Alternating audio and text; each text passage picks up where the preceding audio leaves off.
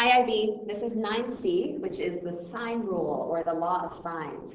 We've been talking about the cosine rule and how to find the area of a triangle, and we're looking at non-right triangles, so oblique triangles specifically. And this sine rule is going to be the last little piece to our puzzle to help us make sure that any case of an oblique triangle that we're given, we're able to find any missing sides or missing angles that we don't have. So for example, we're going to start this oblique triangle. I'm going to divide it up the same way that we proved our cosine rule. And I'm going to add this height line right through the middle. So I separate my oblique triangle into two right triangles. And if I have two right triangles, I can look at it from the reference point of angle A, or I can look at it from the reference point of angle C. However I decide to look at it, I'm going to have two expressions. For sine of A is going to be h divided by c, so my opposite over the hypotenuse. And sine of C is going to be h opposite divided by A. I can manipulate these equations so that I isolate h, and now I have two expressions for the exact same height. So my height can be represented as little c times sine of A, or it can be represented as little a times sine of C. If I have two expressions for the same exact height, I can set them equal to each other. And just by rearranging the equation, so in other words, just dividing through by little c and little a, I now have a sine of angle C divided by C, side C, is equal to sine of angle A divided by the opposite side, little a. Now again, I could have labeled this triangle with the ABCs in any corner. I could have used different letters. So honestly, I can rearrange this with B's, with A's, but they're all going to be proportional to each other. So what we're really looking at here, come up here, is I could have said that sine of A divided by little a is equal to sine of B divided by little b. I could have also said that sine of B divided by little b is equal to sine of C divided by little c, depending on which corner or which reference point you were looking at, the triangle. So really all three are going to be equal to each other. Now when we solve an equation though, we really focus in on just two at a time. So anytime we want to solve an equation, we need to know everything except for one unknown. So for example, I would either need to know both of the opposite side lengths and maybe one of the angles in order for me to figure out what this missing angle would be. Or maybe I would need to know the two angles, A and B, and maybe one of those sides. So we're going to look at two different cases here in just a moment. What you're really looking at, though, is the two cases where one, you might be given an angle, angle, and a side, or maybe an angle, side, and an angle. Just be careful with this one because that involves three different corners or three different letters. So I might have to consider what else I'm given in the question.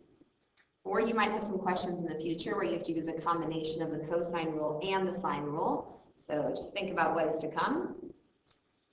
Or you might be given two sides and an angle, which is what we talked about as SSA, so side, side, and then an angle. So just quick ways to remember when we might be using this law of sines or sine rule.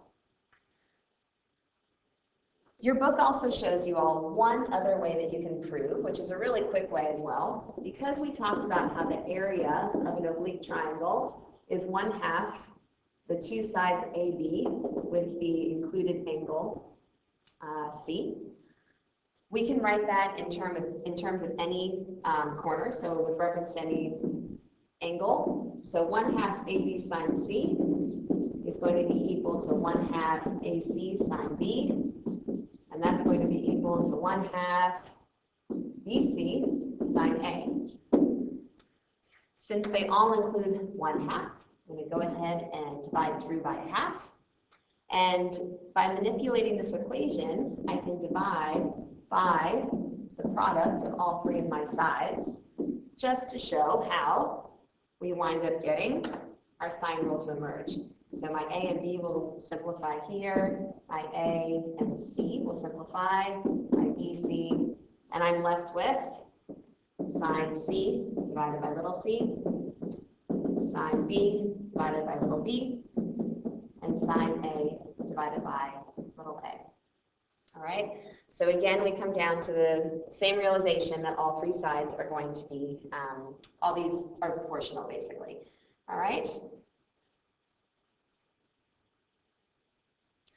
With that being said, if it's also more helpful to write them as a reciprocal, I could also write them as little c divided by sine of c, and little b divided by sine of b, and so on. All right, so just looking at how it helps you to solve your question. We're going to set that up in the first example here. So in our first example, we have two angles and one side. And we are going to set this up with our unknown in the numerator, just because it makes our math a little bit easier. So I'm going to set up here, here's my x, which is opposite this 48 degrees. So I could call this a, I could call this little a, but I'm going to use x just so that we don't get too stuck on the letters here in this example. All right, so I'm going to set up with my side length, which is x, divided by sine of 48, which is the opposite corner, the opposite angle. And I'm going to set that up equal to 10, again, my side length, divided by sine of my opposite angle, 25 degrees. What I'll wind up multiplying out by is the sine of 48. So we get 10 times sine of 48 degrees divided by sine of 25 degrees. And we wind up finding out that our x value, or the side length, is going to be 17.9. So very straightforward question when we're given both angles, because if two angles are the same, you're forcing the last one, or sorry, if two angles are given, we're forcing the last one to be a certain value in order for all three to add up to 180 degrees. So we're basically just trying to figure out what this missing side is that will make my triangle work the way I want it to. Something changes though when you all are given two sides and one angle. So if you take a look at this example up here, if I picked up this one last side, I could either bend it inward with a smaller angle between where C is, or I could extend it out to the right and maybe make a larger angle where the corner C is. So I might have a couple different cases, and actually there are 4 different cases, and this is called the ambiguous case because you have to do a little bit of thinking before you just write down your answer. So for example, I'm going to walk you guys through 2 possible ambiguous cases. I want you guys to think of what the other 2 scenarios might be. Since we have an unknown angle, I'm going to put my angle in the numerator just to help me do my algebra a little bit quicker. So we've got sine of C as unknown because we're given little c, which is 10, and sine of A, which is 30 degrees, divided by little a, which is 6. So we're given information about A and C. In order for me to find sine of C, I'm going to have to multiply by 10, and then I'm going to use inverse sine to figure out what my possible answer is. And I wind up with 56.4 degrees. However, we know that sine of theta is also equal to sine of 180 minus theta. So we have another possible value for C, which is 180 minus 56.4. And that's going to wind up giving us 123.6 degrees.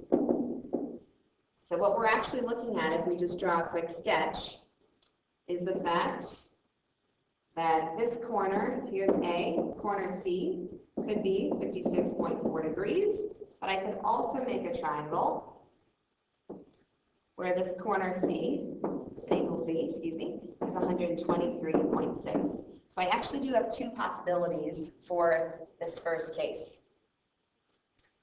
Another possibility, if we take a look at the second example that is given, again, we have an unknown angle, so I'm going to set this one up very similarly. And I'm going to set this one up with, again, sine of C, we do not know, divided by 10. And sine of 30, which is our A, divided by 12. If I follow similar steps, I'm going to wind up finding out that C can be 24.6 degrees, or if I take 180 minus 24.6 degrees, again, because we're dealing with sine, and sine is the same in both quadrants, we can have two possible answers. And this one's going to be 155.4 degrees. Again, with the sine rule, we do have to be a little careful and evaluate our answers before we completely stop and write down our final choice.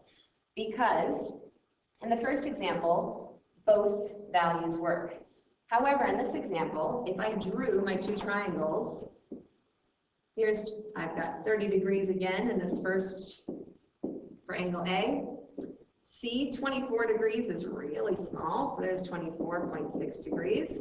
And it is possible to have an obtuse angle where B would be. However, if we draw the second case with 155 degrees, here's C, here's A, which is 30 degrees. What we're finding out is when we try to make this angle B, remember, all three angles have to add up to 180. So 30 degrees plus 155.4 degrees is already larger than 180 degrees. So I actually don't have anything left. We've completely squashed our triangle there. It's not possible for us to have a triangle with 155 degrees in this as a value C because we have 30 in the other corner and it's not going to work out. So in this case, 155.4 is not going to be one of our answers because it doesn't actually make a real triangle. And we would only go with 24.6.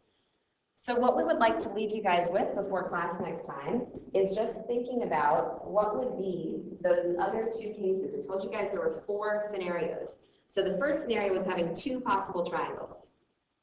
Second scenario is having 2 answers, but only one of them works. What else do you think you might be able to get with the sine rule for case 3 and case 4 in terms of possible angles or possible solutions? All right, have a think about it, and we'll catch up next class.